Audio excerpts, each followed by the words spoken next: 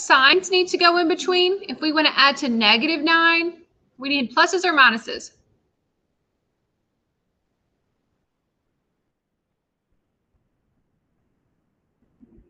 Do we need negative signs?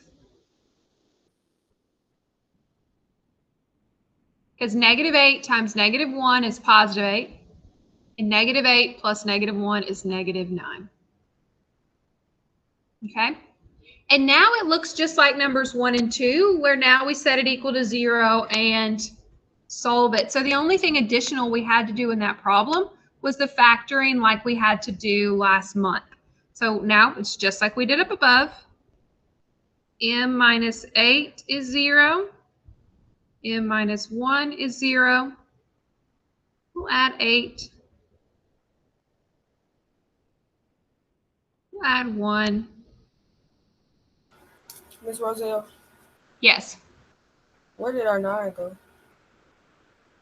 The 9, remember when you're factoring, you want things that multiply to 8 and add to 9? So 8 plus 1 is 9, right there. So we find things that multiply to the last number and add to the middle number. Okay.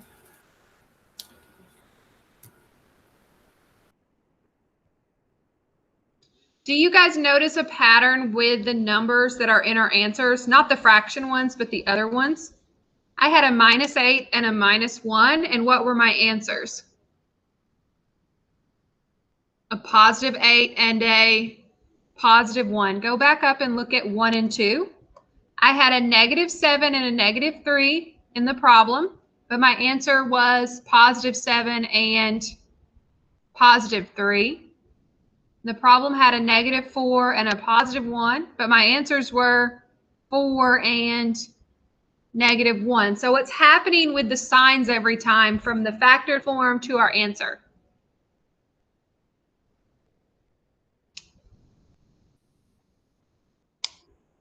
Do you see a pattern with what's happening to our signs, our positive and negative signs?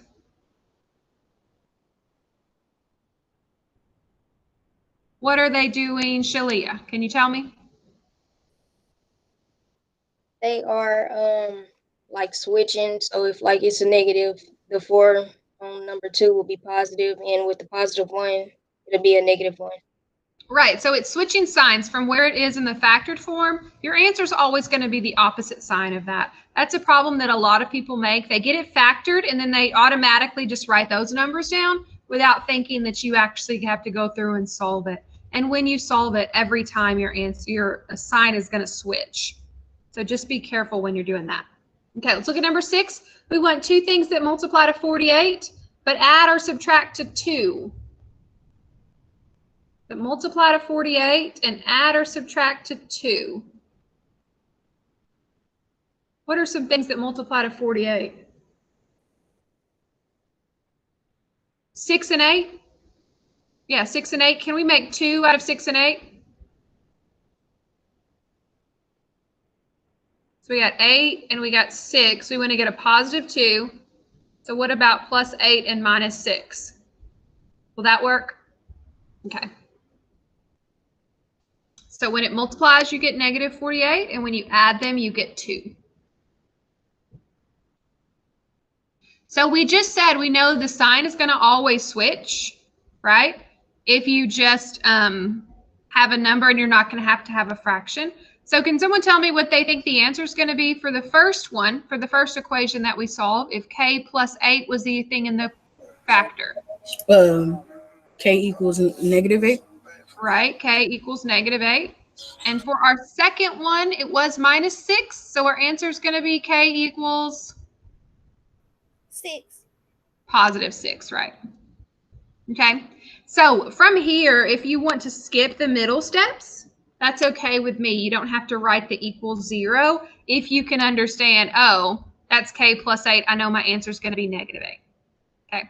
You do need to write them if there's a number in front of the variable like these were, because the fraction, you don't do that in your head as well. All right, so we're almost done with the factoring kind. Yes, ma'am. I'm sorry, but can you go over the factoring again? This one? Okay, so we want two numbers that multiply to 48 and add to 2. So this is the multiply, this is the add. So 8 times 6 is 48. And 8 and negative 6 make 2 when you add them together.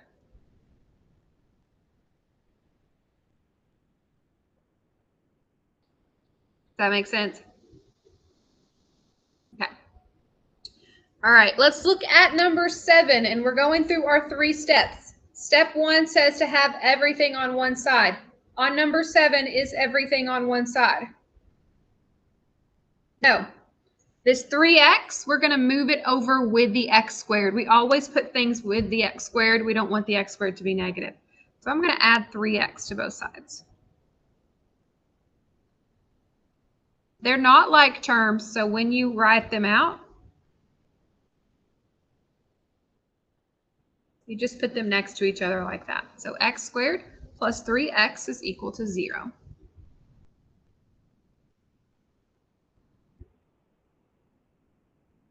So if you've got things on both sides, you want to move everything to the side where the x squared is and leave a 0 on the other. All right, so we did step 1. What does step 2 say in our problem? Step 2 says to factor. So let's look. It's not a 3-term problem like we've seen before. This one just has 2. It's not a difference of squares. Is there something that's in common with both of these 2 terms? There's something that shows up in both of them?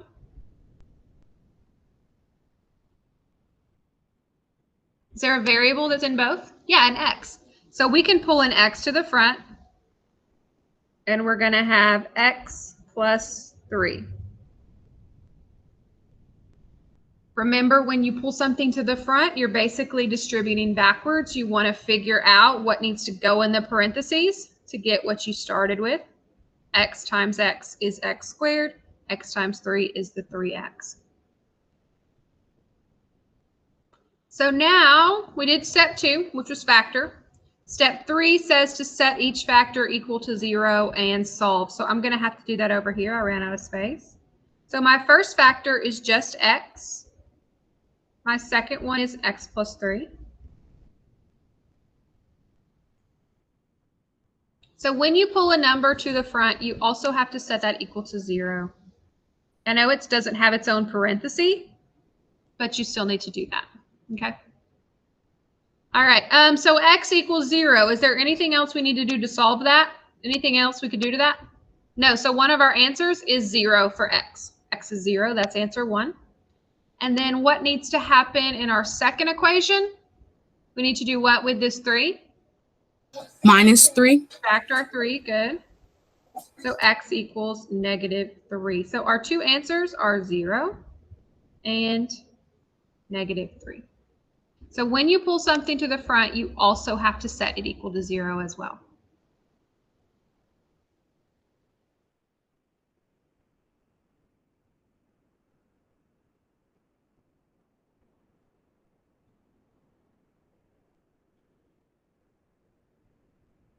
All right, on number 8, we have x squared equals negative 42 plus 13x. Is everything on one side already? We need to move everything with the x squared. So we're going to add 42, and we're going to also subtract 13x on both sides.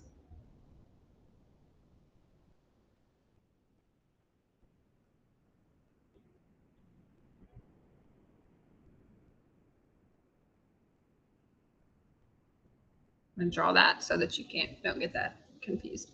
So I moved the 13 and also the 42.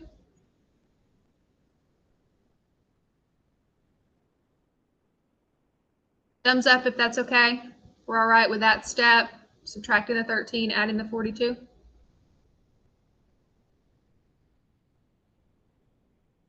I need to explain it again? I didn't get any thumbs up.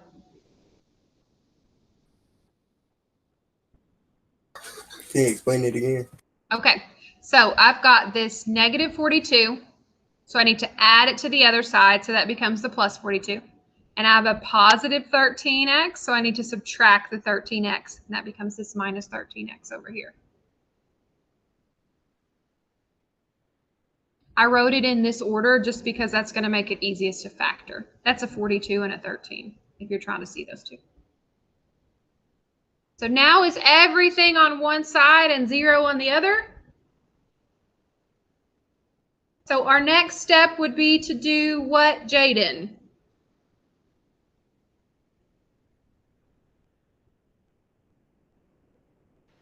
Factor to 42.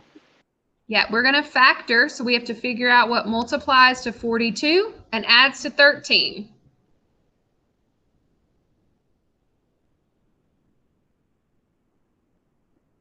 Anybody think they got it?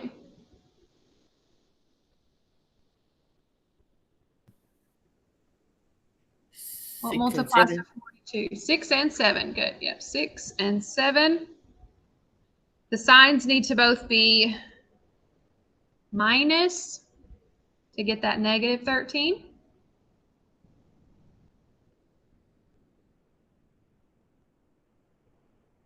So we moved it over, we factored it. Now we're going to set our factors equal to 0 and solve. But we already kind of know what it's going to be just because we've done a lot of them. So if I have x minus 6, my answer is a positive 6. If I have x minus 7, my answer is a positive 7.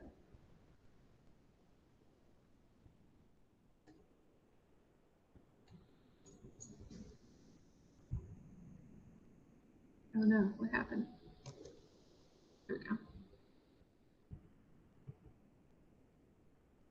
All right, so those are the first type of problems that you have to do, the ones with the factors. The next kind we're going to solve these. They don't have a middle x term. You notice how these all had a squared, a middle x, and then a number by itself. The other ones don't have that middle one. So all we have to do is just get the x by itself. And we're going to take our square roots and solve, okay? So when we are solving by square roots, that's our next type of problem, solve by square roots. Our step 1 is to get the x squared by itself.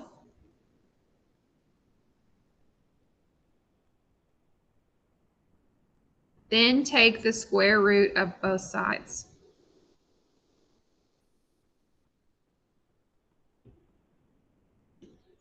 When you take the square root of both sides, we put a plus or minus in front of that.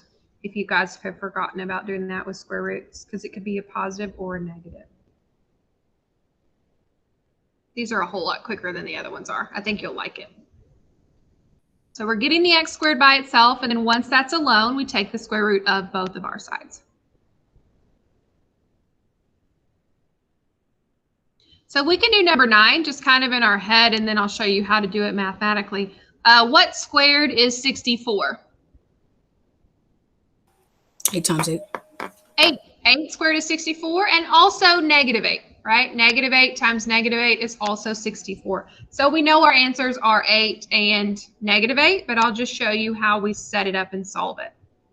Is the x squared or variable squared by itself? Is step 1 done?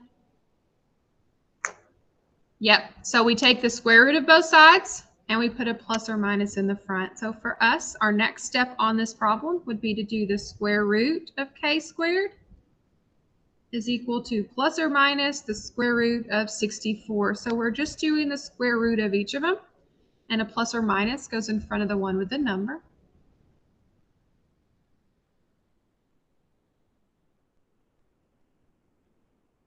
Do you guys remember that a square root cancels out a squared? Those are inverse operations, like a plus and a minus cancel each other out. A square root and a squared do. So that's okay. And we said 6 squared of 64 is 8. So our answer is plus or minus 8.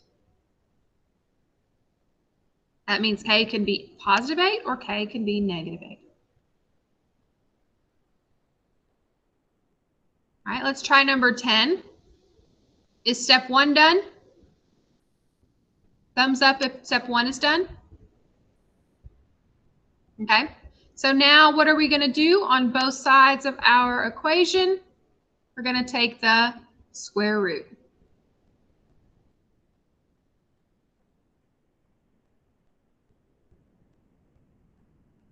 It cancels out on that side. Is the square root of 2, is that a perfect square? If it's not a perfect square, just leave it in the square root sign.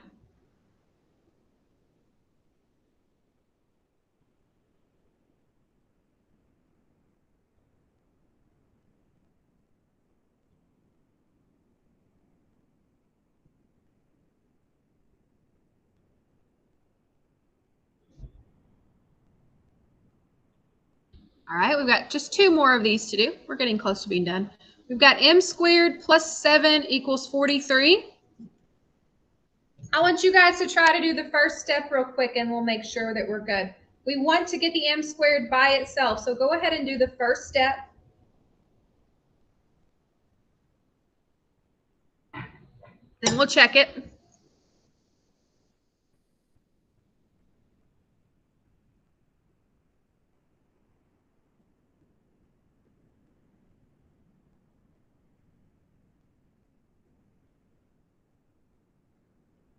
You're trying to get this alone, so what do we need to do with the plus 7?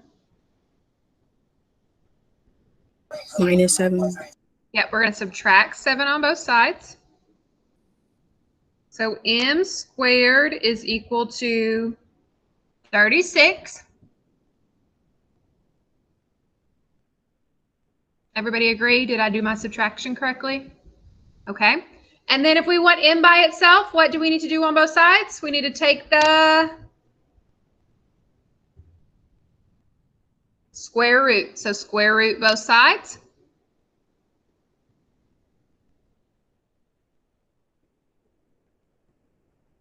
So take your square root of both sides. And what is the square root of 36? 6, yes. So m equals plus or minus 6.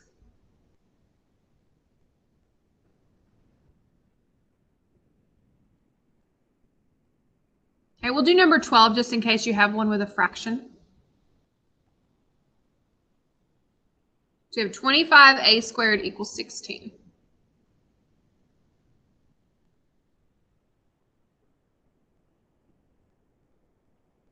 Is the variable squared by itself right now? What's in front of that variable that we need to get rid of? The 25, and it's 25 times. So to get rid of times, we need to divide by 25 on both sides. Okay, so a squared is 16 over 25. And what are we going to do to get rid of our squared? We take the square root of both of our sides. So we'll do that on both. So a is plus or minus the square root of 16 over 25.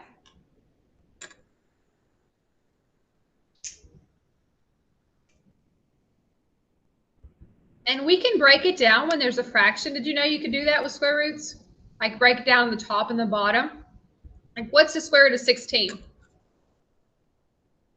4. And what's the square root of 25? 5. Right, so our answer is just plus or minus 4 over 5. You can do the top separately from the bottom with square roots.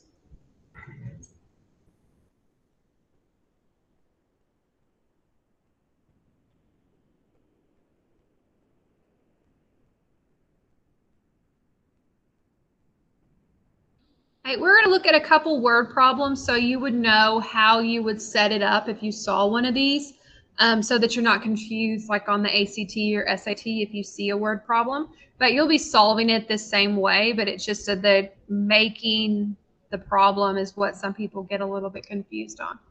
Okay, so far we have done problems that just have a squared and another number. They don't have a single x term in there.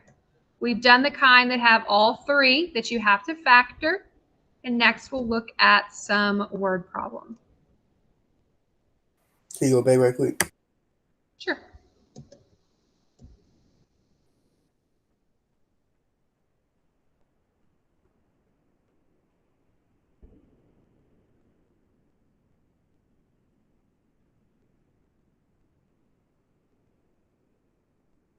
All right. All right. And some of these we can figure out in our head, but some we might need to use an equation for. So let's look at our first one. It says a certain number added to its square is 20, and we want to find that number. So if we have a number and we add it to whatever it is squared, you get 20. Anybody think that they could figure it out in their head? You have a number and you add it to that same number squared and you get 20. Anyone think they got it?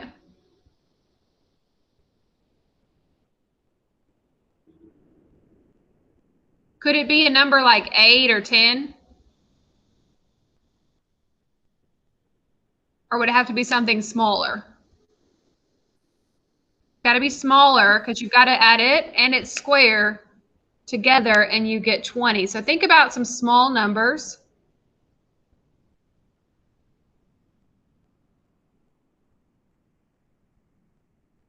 Go through them in your head. Start with 1. 1 plus 1 squared is that 4. We got 4. I hear 4. Everybody think about it in your head.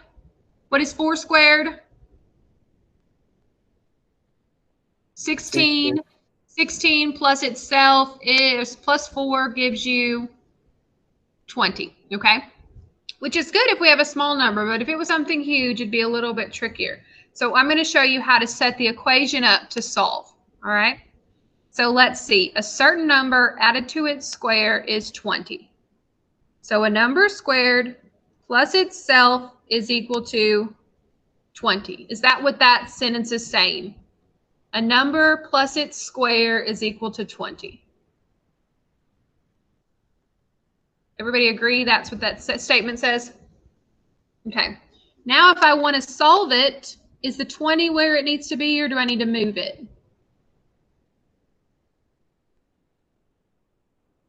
I got to move it to the other side. So I'm going to subtract 20 on both sides.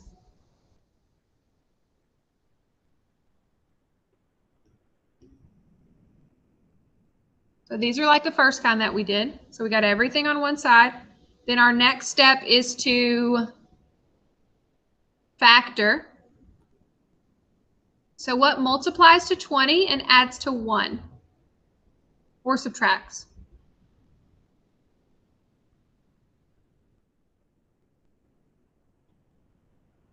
What things multiply to 20?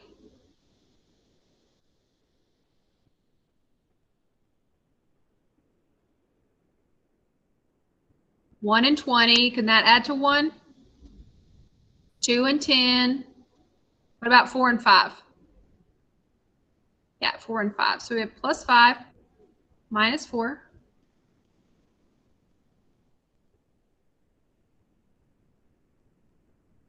So remember that if I had x plus 5, the opposite of a positive 5 is minus.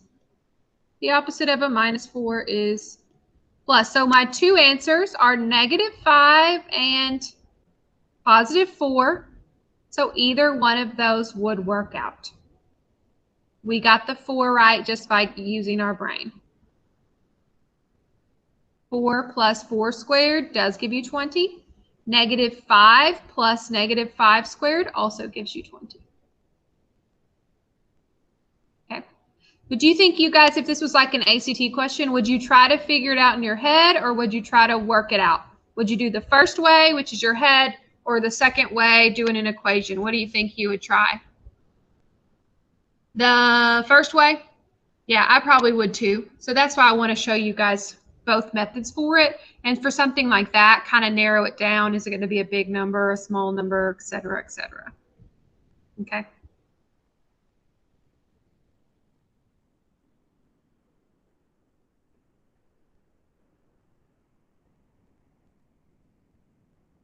Have you ever seen problems like number 14?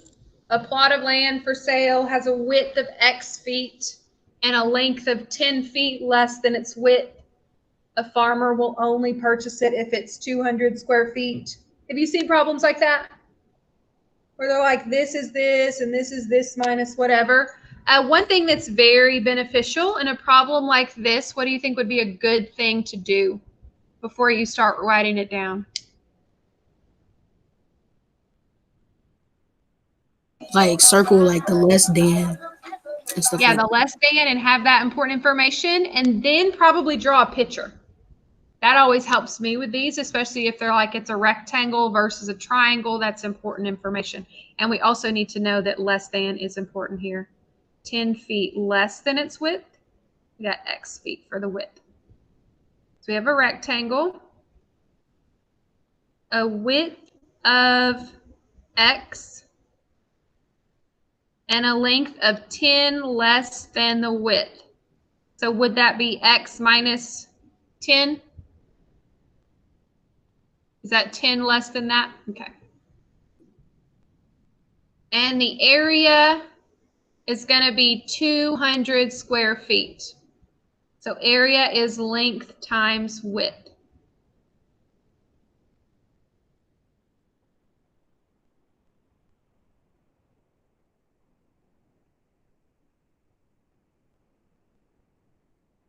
Okay. So now we can make our equation. X times X minus 10 is equal to 200.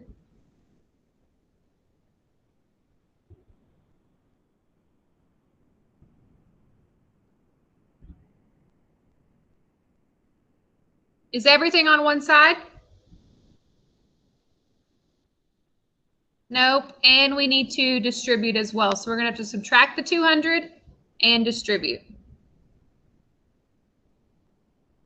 So X squared minus 10X minus 200 equals 0.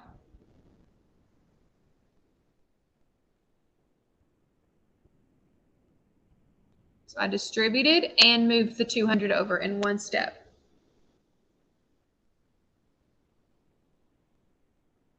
What multiplies to 200? What's the first thing you think of?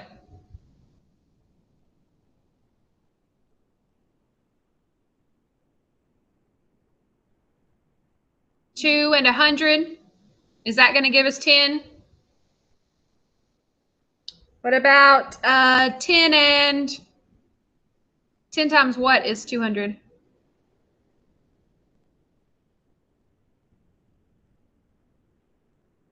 10 times 20?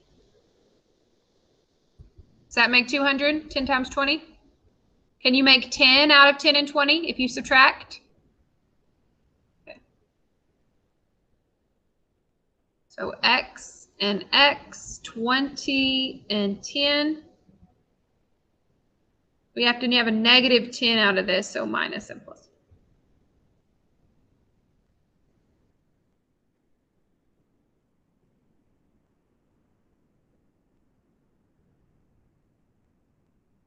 So we have it factored this way. Our two answers would be positive 20 and negative 10.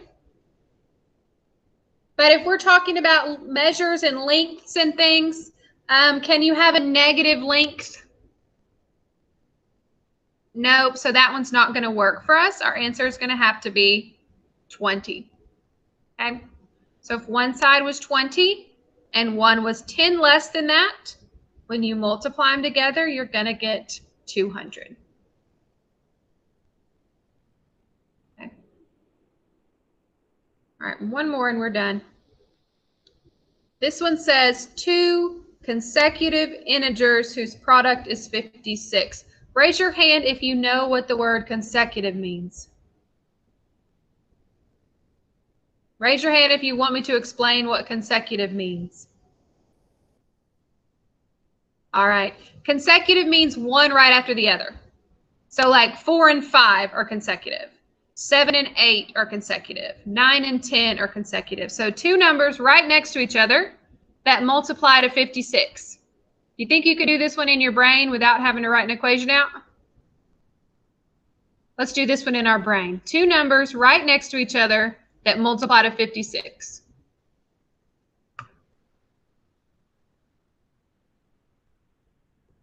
Anybody think they got it? 7, 8. 7 and 8. 7 and 8, right? 7 and 8 are right next to each other and they multiply to 56. There is a way for you to solve it with a quadratic, but for these, I would just write the answers down. Consecutive means right next to each other.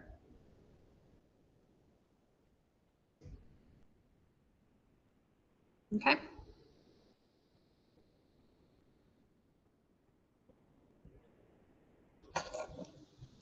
If someone said consecutive even integers, they would mean even numbers next to each other, like 2 and 4 or 8 and 10. Same thing with odd. They would still be like the odd numbers that are right next to each other. That's what consecutive means.